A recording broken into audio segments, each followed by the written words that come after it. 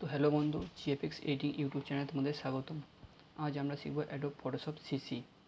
তো ফার্স্ট আমরা স্টার্ট মেনুতে যাব।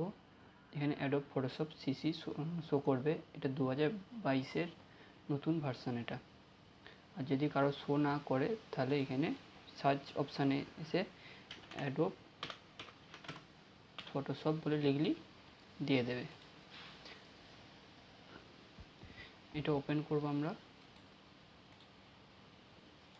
এতে বিভিন্ন ধরনের banner, poster, leaflet, photo editing, তারপর অ্যালবাম ডিজাইন আরও অনেক কিছু এতে ডিজাইন করা যায়। তো যখন আমরা ওপেন করব ঠিক এরম দ্বারা একটা ইন্টারফেস আসবে। এখান থেকে নিউ ফাইল করলেও যে পেজটা আসবে, আর ফাইল থেকে নিউ করলেও সেই একই পেজ আসবে। তাই আমরা ফাইল থেকে নিউ করলাম। তো আগে এখানে দেখে নিই। এখানে file, edit, image, layer, type, select, filter, 3D view, অনেক কিছু আছে, উইন্ডো, হেল্প। তো ফাইল থেকে নিউ করলে এখানে নিউ ডকুমেন্টে এখানে আছে শেপ আছে, ফটো আছে, প্রিন্ট আছে, আর্ট অ্যান্ড ইলাস্ট্রেটর মানে ড্রয়িংয়ের জন্য, এখানে ওয়েব আছে, মোবাইলের ভার্সান আছে এবং ফিল্ম অ্যান্ড ভিডিও। তো আমরা একে একে বলি। ফার্স্ট আমরা এখানে সেভ। আমরা যদি একটা 5 ইঞ্চি বাই 5 ইঞ্চি একটা পেজ নিলাম। এখানে আমরা সেভ বলে লিখলাম, SAVE। সেভ বলে লিখে এইখানে এই আইকনটা আছে সেভে, এখানে ক্লিক করব। এখানে সেভ প্রিসেট ক্লিক করলাম, সঙ্গে সঙ্গে ওইটা এখানে সেভ হয়ে গেল। ধরো আমি অন্য একটা পেজে আছি, এই পেজটায় আমার ক্লিক করা আছে, তখন আমার সঙ্গে সঙ্গে সেভে গিয়ে ওই পেজটা নিতে গেলে সেভ এখানে ক্লিক করলে এই পেজটা সঙ্গে সঙ্গে শো করবে। এখানে ফটো রিলেটেড কিছু প্রিসেট আছে, প্রিন্ট, A4 আছে, A5, A6 আছে, A5, A6, A3, অনেক আছে। এখানে আর্ট মানে কোনো ড্রয়িং করতে গেলে এই পেজগুলো ইউজ করা হয় এবং তুমি নিজের ইচ্ছা মতো পেজ নিতে পারো। এখানে ওয়েবের ক্ষেত্রে এখানে মোবাইলে যে স্ক্রিনে যে পেজগুলো থাকে, এখানে কিছু পেজ দেওয়া আছে। এখানে আইফোনের দেওয়া আছে, মানে বড় বড় ব্র্যান্ডেড কোম্পানি আর কি পেজ দেওয়া আছে।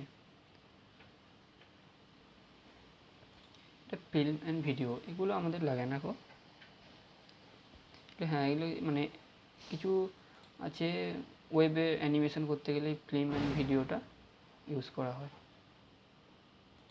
তো ফার্স্ট আমরা প্রিন্টে গেলাম, এখানেই থাকলাম। এখানে আছে পেজ, এখানে উইথ আছে, হাইট আছে। এরপরে যখন আমি ক্লিক করব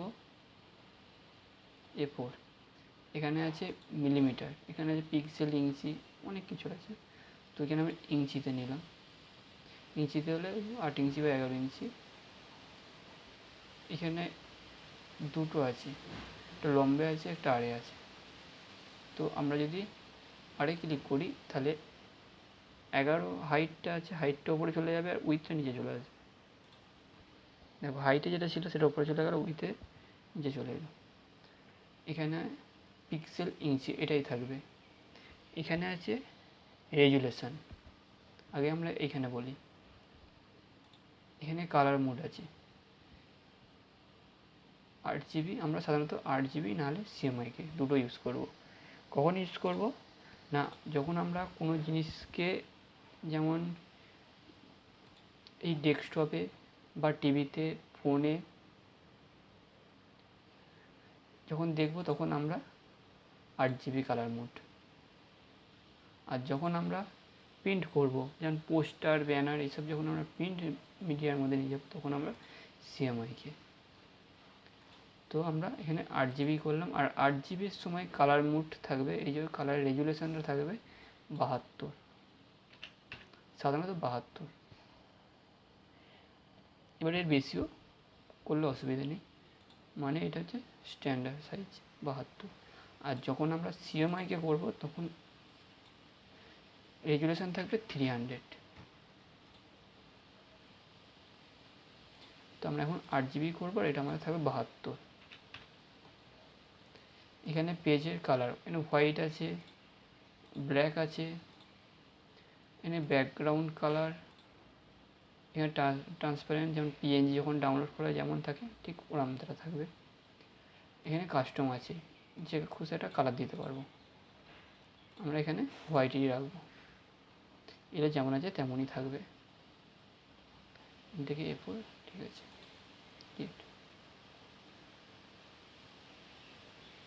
পেজটা ওপেন করার পর ঠিক এরম দ্বারা থাকবে। এখানে আছে টুলবার, টুলবারে এখানে আইকনটা আছে একটা, আইকনে ক্লিক করলে সিঙ্গেল আর ডবল হবে।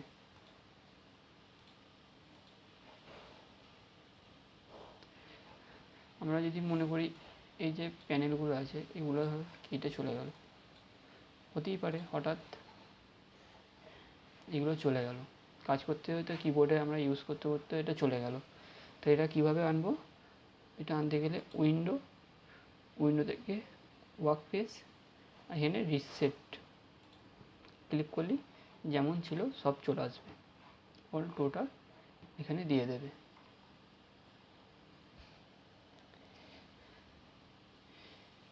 এখানে আছে লেয়ার, আমরা ধরো একটা ব্রাশ টুলটা নিলাম, এখানে কালার আছে, আমরা এখান থেকেও কালার চেঞ্জ করতে পারবো বা এখান থেকেও আমরা কালার নিতে পারবো একই। ব্রাশ টুলটা নিলাম, কিবোর্ডে থার্ড ব্র্যাকেট ক্লিক করলে এটা ব্রাশটা বড় হবে আবার ছোট হবে, ডান দিকেরটা ক্লিক করলে বড় হবে আর বাঁ দিকেরটা ছোট হবে। এটা লাইন টানলাম। আমরা যদি এই লেয়ারটার উপর যদি আমরা এখানে আছে লকটা ফার্স্ট আমরা খুললাম, এখানে লেয়ার নিয়ে নিয়ে কাজ করতে হয় ফটোশপে। আর এটা হচ্ছে রাস্টার, এটা আমরা যদি জুম করি এটা ফেটে যাবে, যদি আমরা জুম করি এটা ফেটে যাবে। আমরা একটা সাপোজ একটা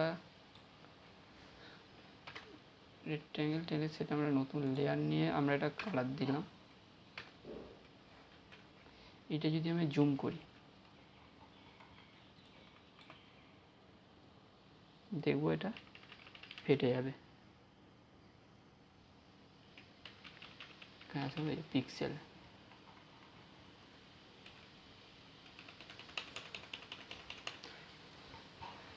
কোনো ইমেজকে নিয়ে এসে ইমেজটাকে মানে কোনো পেজকে ধরো আমরা একটা প্রিন্টের জন্য একটা পেজ আমরা যদি বানাই, সেটা আমরা যদি করার পর যদি মনে করি যে পেজটাকে আমরা বড় করব, তখন ওটা ফেটে যাবে। যেই সাইজটা নেবো সেই সাইজটার উপরে আমরা যত বড় করতে যাবো তত এটা আমরা পিক্সেল হয়ে যাবে, ফেটে যাবে। এই যে জিনিসটা দেখছি এটা ফেটে যাবে, ঠিক যতটা জুম করব এটা ফেটে যাবে। তাই চেষ্টা করবে সঠিক সাইজ নেওয়ার।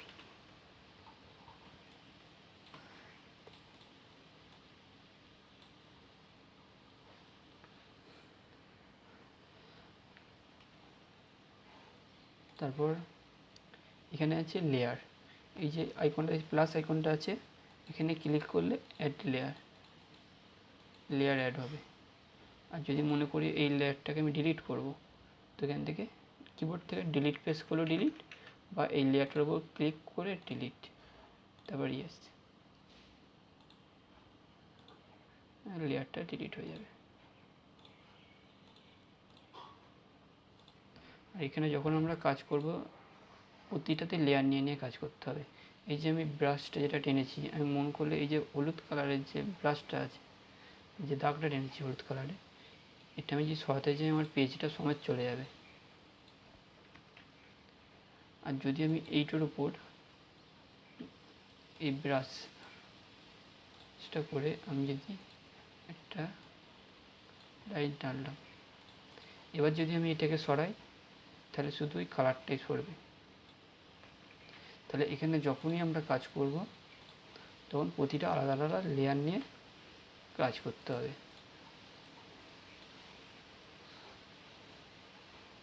তাহলে যেটা সরাবো সেটাই সরবে।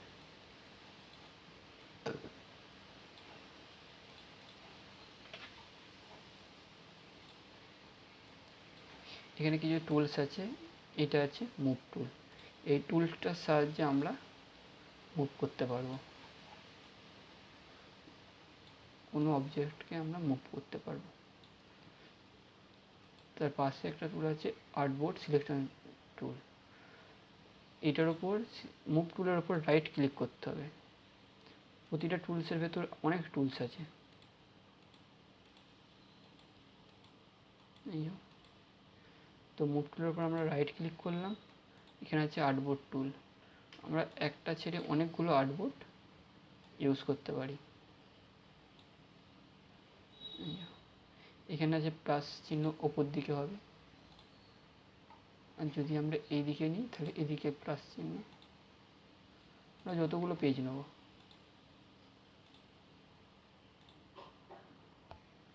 তো কন্ট্রোল মাইনাস,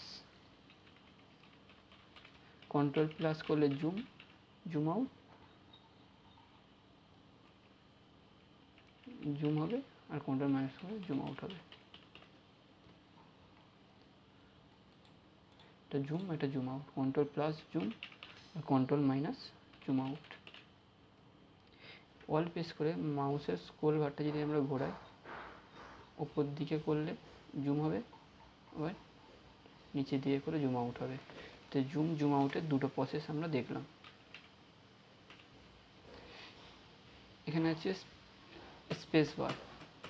স্পেস বার হচ্ছে হ্যান্ড টুল। এইচ প্রেস করলে হ্যান্ড টুল, এই যে এইচ প্রেস করলে হ্যান্ড টুল। আমরা কোনো কাজ করার সময় সবসময় বেশিরভাগটা স্পেস বার ইউজ করব।